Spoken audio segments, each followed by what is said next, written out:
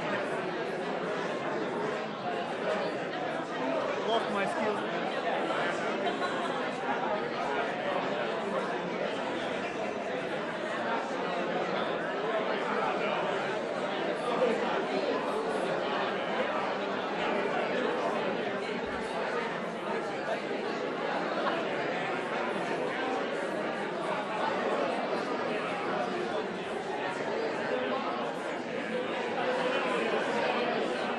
Ladies and gentlemen, please take your seats and silence your cell phones. Thank you.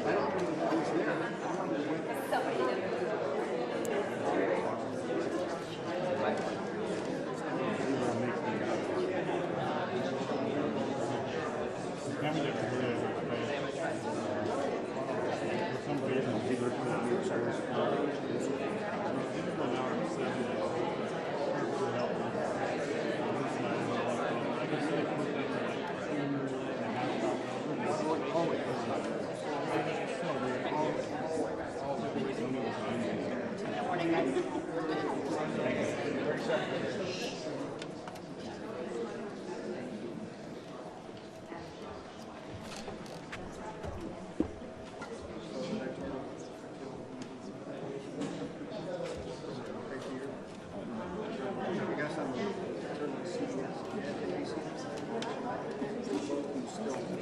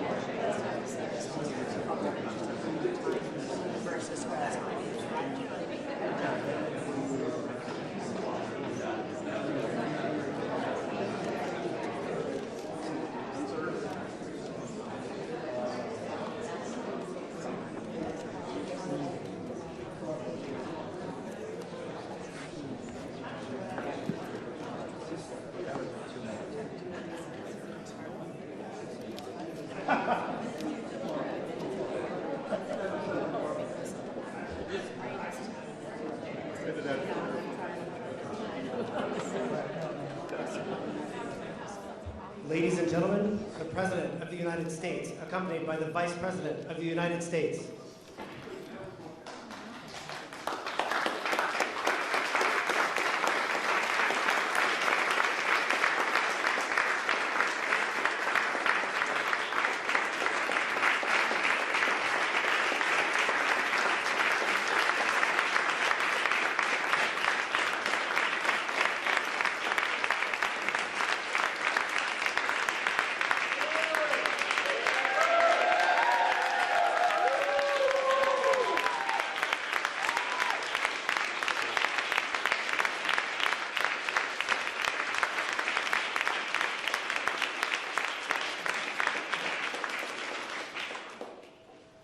Alrighty then. Good afternoon, everyone. Good afternoon. Let me start by saying to all of the leaders here, thank you. Thank you.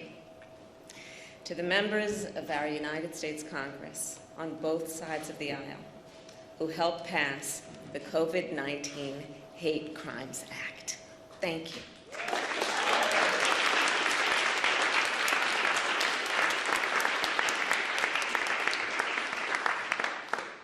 Special thanks to Senator Mazie Hirono,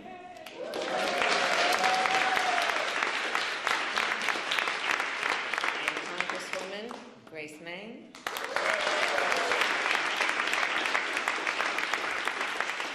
for leading this incredible effort. And I know you did not do it alone. And there are many more. I could name a couple of whom I will. Among them, Senator Tammy Duckworth,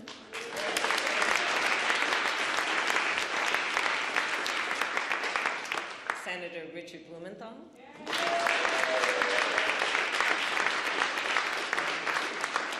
Senator Jerry Moran,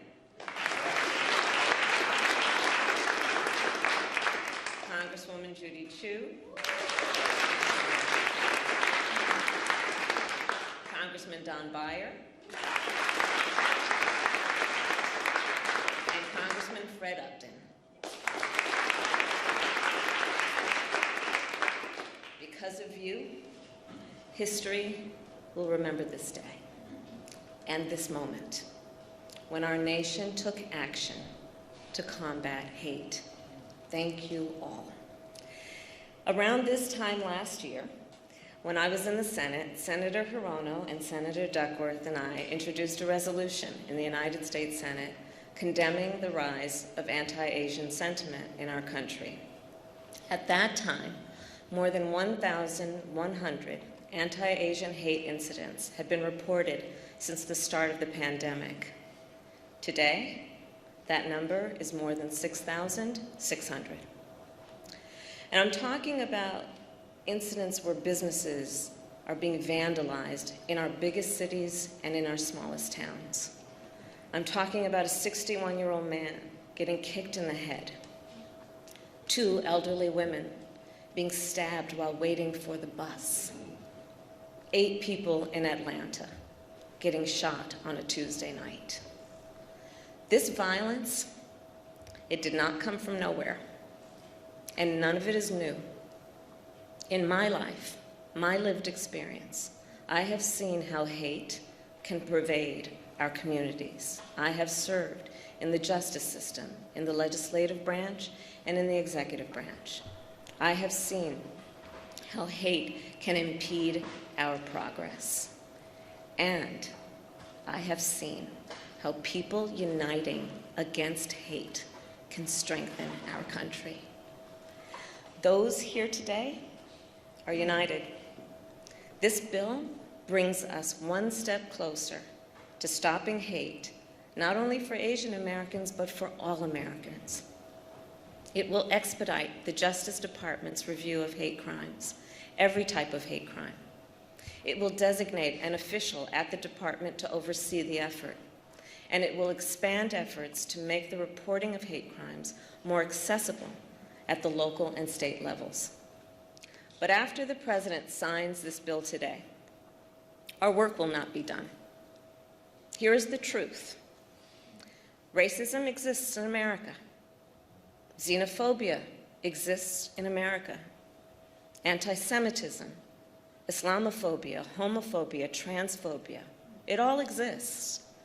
And so the work to address injustice, wherever it exists, remains the work ahead. My fellow Americans, it is my great honor to mention and to say to you what you already know. We have a President of the United States in one Joe Biden who is committed to this work. He is determined to, I will quote from him, give hate no safe harbor. And I'll tell you firsthand, I've seen what you know.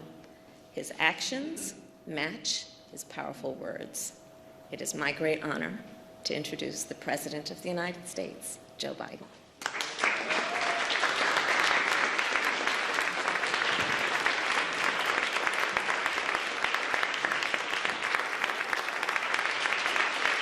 Thank you.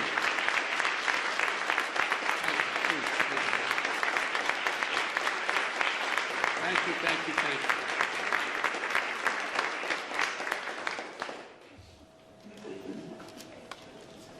Susan, progress is possible. We're moving. Good afternoon, everyone. I said from the beginning of my campaign, Madam Speaker, that the campaign for president throughout, and you would call me and tell me, keep it up, was about bringing people together, about uniting the country. We need to unite as one people, one nation, one America. And that was the thing I was most often criticized about, saying, how can you unite the country? We must unite the country. I said it in my kickoff speech in Philadelphia. I said it again when I spoke at Gettysburg, and I emphasized it in my inaugural address. A lot of people, press to elected officials, were somewhat skeptical of that could be done. It's just beginning, but I'm confident we can do this and so much more. And I believe with every fiber in my being that there are simple core values and beliefs that should bring us together as Americans. One of them is standing together against hate, against racism, the ugly poison that has long haunted and plagued our nation. Today, I can say that because of all of you, many of you sitting right in front of me, you've taken that first step. It's an important step. I'd like to thank the Congress and the members who are here today, Democrats and Republicans, who came together to get the COVID-19 Hate Crimes Act on my desk. Well, on a desk I'm about to sign on. But I want to thank the Majority Leader Schumer, and I want to thank Speaker Pelosi for your leadership. I also want to thank the leader from the state of Kentucky for letting it go forward. It's important. It's important. Most of all, Maisie, or Senator, I called you Maisie. I apologize, Maisie. I call Chuck anyway. Yeah. Senator Hirano, Senator Tammy Duckworth, who helped deliver this 94-1 vote. When you get involved, Tammy, you don't screw around. You just 94-1.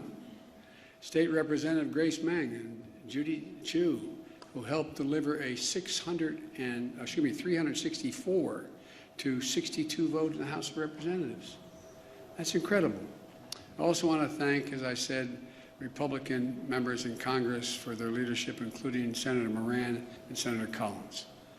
I also want to thank as I said, to all of the folks, all the people here today who are involved, and those of you, whether you're in the Congress or not, supporting this effort. I say thank you, thank you, thank you. We got a lot more to do. But we simply haven't seen this kind of bipartisanship for much too long in Washington. You're showing that our democracy can work and deliver for the American people. Just days after the mass shooting in Atlanta area, the Vice President Harris and I, we went down to Atlanta to meet with Asian Americans and the community across Georgia. It was a raw and emotional visit we had. We heard about their pain, their fear, anger, and all that existed in the community, and the feelings were about those feelings that they felt invisible, not seen. We heard how too many Asian Americans have been waking up each morning this past year genuinely fearing for their safety, just opening the door and walking down the street, and safety for their loved ones. The moms and dads, when they let their kids out the door to go to school, were worried. Attacked, blamed, scapegoated, harassed during this pandemic. Living in fear for their lives, as I said, just walking down the street. Grandparents afraid to leave their homes, even to get vaccinated, for fear of being attacked. Small business owners targeted and gunned down. Students worried about two things: COVID-19 and being bullied. Documented incidents of hate against Asian Americans has seen a shocking spike, as the Vice President has outlined at the front of her comments, let alone the ones that have never been reported. Gut-wrenching attacks on some of the most vulnerable people in our nation, the elderly, low-wage workers, women, brutally attacked simply by walking outside or waiting for a bus. Asian American women suffer twice as many incidents of harassment and violence as Asian American men. And the conversation we had in Atlanta is one we're hearing all across the country, that all of this hate hides in plain sight. It hides in plain sight. And too often, it is met with silence. Silence by the media, silence by our politics, and silence by our history. For centuries, Asian Americans, Native Hawaiians, Pacific Islanders, diverse and vibrant communities have helped build this nation, only to be often stepped over, forgotten, or ignored. Lived here for generations, but still considered by some the other. It's wrong. It's simply, to use the phrase, it's simply un-American. My message to all of those of you who are hurting is, we see you. And the Congress has said, we see you. And we are committed to stop the hatred and the bias. In my first week in office, I signed a presidential memorandum directing federal agencies, all of them, to combat the resurgence of xenophobia. Not just one, every agency. Attorney General Garland, Deputy Attorney General Lisa Monaco, Associate Attorney General Gupta are all here today. The Department of Justice is strengthening its partnership with the community to prevent these crimes, in addition to its other work to take on violent extremism and domestic terrorism. And with the new law, this new law, the Department of Justice and our entire administration is going to step up. Right now, this is a critical problem of hate crimes being underreported. It stems from two challenges. First, there's lack of resources and training for state and local law enforcement to accurately identify and report hate crimes to the FBI. Secondly, for more people in communities of color, there are language and cultural barriers in how to communicate what's happening to them. This law is going to make a difference. For example, the Department of Justice will issue clear guidance for state, city, and tribal and law enforcement agencies on how to establish online reporting of hate crimes. It'll work with the Department of Health and Human Services to raise public awareness of COVID-19 hate crimes that occurred during the pandemic. There will also be a devoted official at the Department of Justice whose sole job is to expedite the review of hate crime reports. And thanks to two families here today, the law will help state and local governments ensure hate crime information is more accessible to the public. The family of Heather Heyer, a civil rights activist whose life was taken standing up to Nazis marching from the shadows of vengeance in Charlottesville. And the family of Khalid Jabara, a proud son of a family who's immigrated from Lebanon in search of new beginnings, who was gunned down in front of their home here in America, the United States of America, by a neighbor fueled by hate. Khalid and Heather were murdered on the same day, 1 year apart. Instead of sharing the dreams they had for their children, both families shared profound grief. And they've shown incredible courage to turn their pain into purpose. I hope you'll not be offended, but I ask both families to please stand.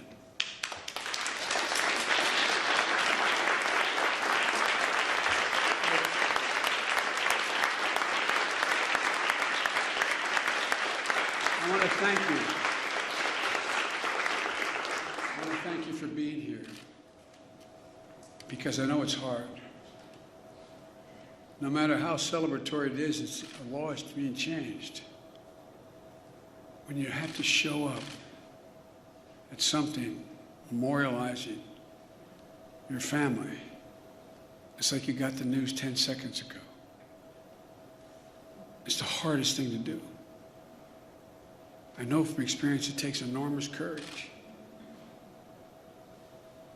But I hope that every day that's passed, the memory of son and daughter brings a smile to your lips before it brings a tear to your eye.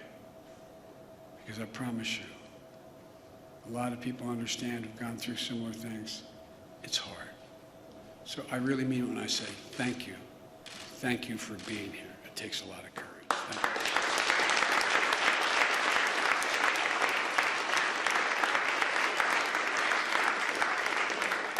Because of you, the amendment named in honor of Khalid and Heather is now law to make sure that hate crimes are more accurately counted and reported, and hopefully leading to a continued focus on ending these crimes. And will provide resources to create specialized hate crimes units that will also help states create hotlines for hate crimes at state and local levels that will be accessible for people with limited English proficiency. And it provides resources for training for state and local law enforcement to identify, investigate, and report these heinous crimes. But of all the good that the law can do, we have to change our hearts. We have to change the hearts of the American people. Hate can, I mean this from the bottom of my heart, hate can be given no safe harbor in America. I mean it. No safe harbor. Can't be dismissed like, well, that's just what happens. My sister Valerie and I talk about it all the time. You got to speak up. Speak up and speak out. It's on all of us together, to make it stop. My message is to all of those who think this doesn't matter to them, or this is not a problem, look around. Look in the mirror.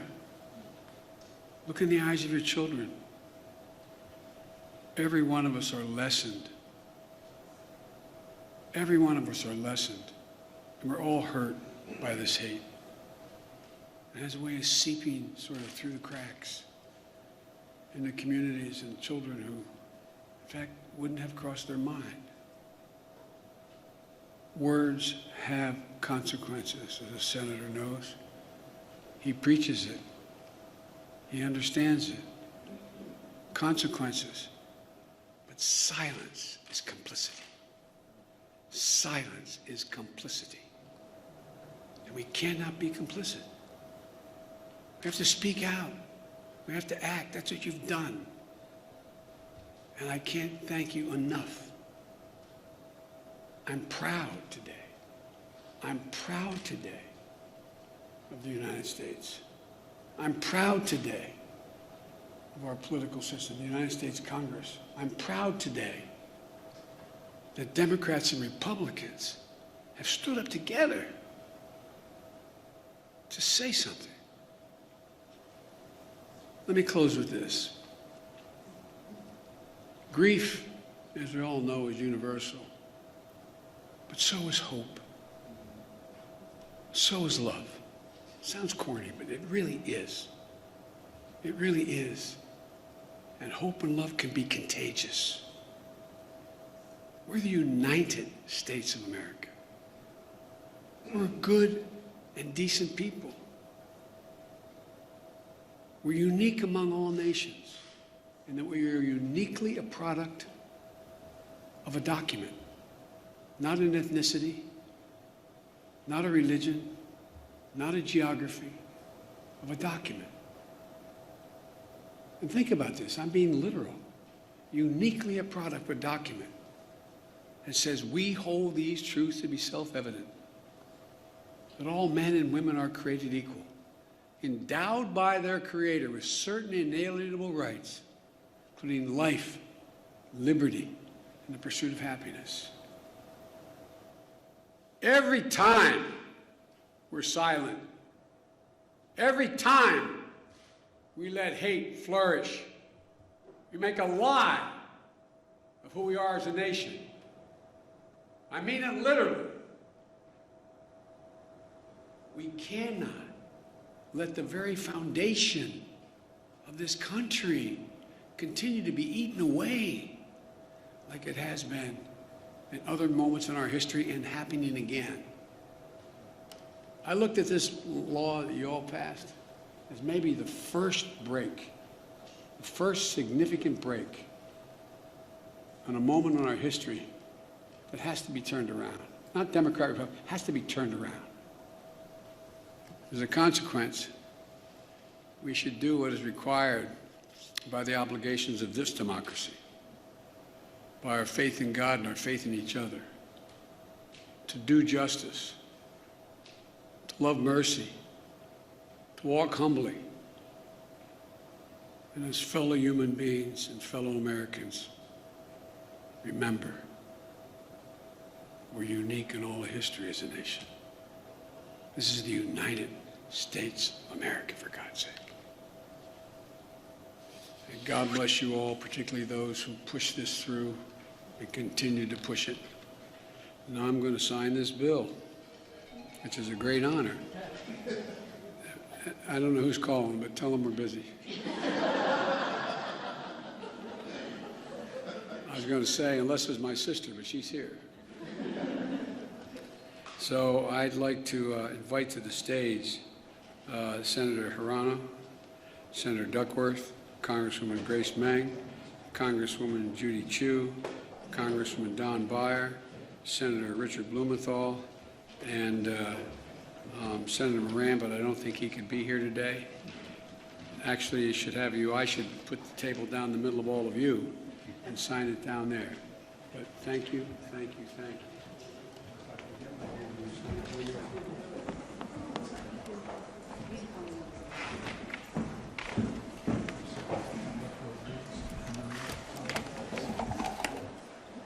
All right.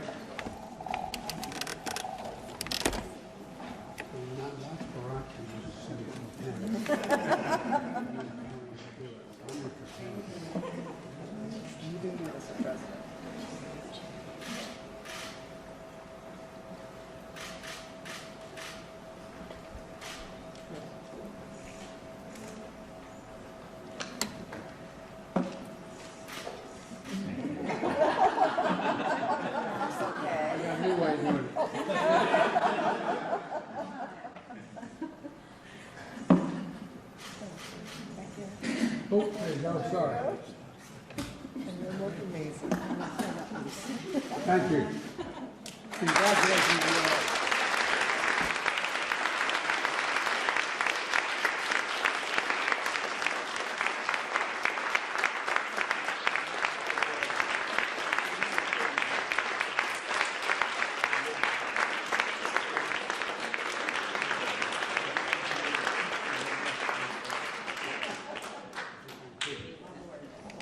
All right, thank you. I've heard you say this before as I walk out of my grandpa's house every time he said, Joey, keep the faith. My grandmother said, no, Joey, spread it. Let's go spread that faith. All right. Hey, gentlemen.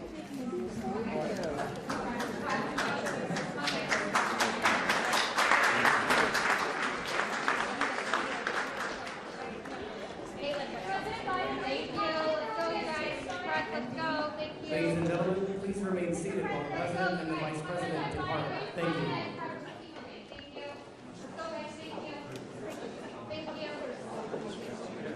Thank you guys for your